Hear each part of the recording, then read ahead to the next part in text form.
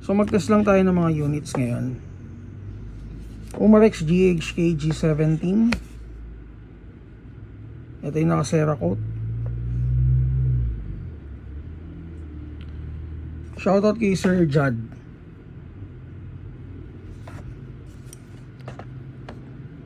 So complete markings.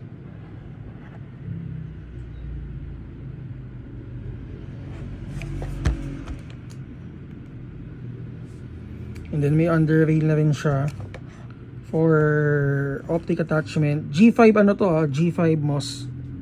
Or may modular optic system dun sa taas. Ayan. Wala lang siyang kasamang plates. So bibilang mo pa siya aftermarket plates. Okay, so test natin. Again, shoutout kay Sir Jad.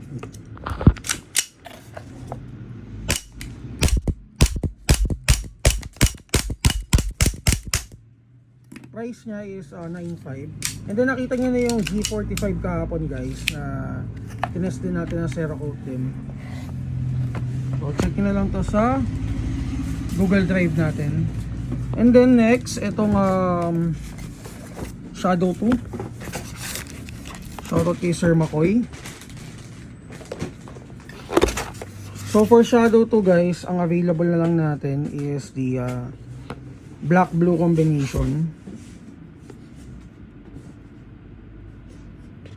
So wala na tayong UG at saka yung orange. Sige, test din natin.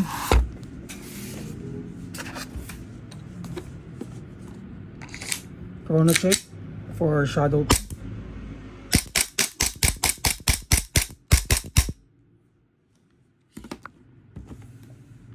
Ayun guys, kung may mga tanong kayo regarding units, PM lang kayo sa page natin.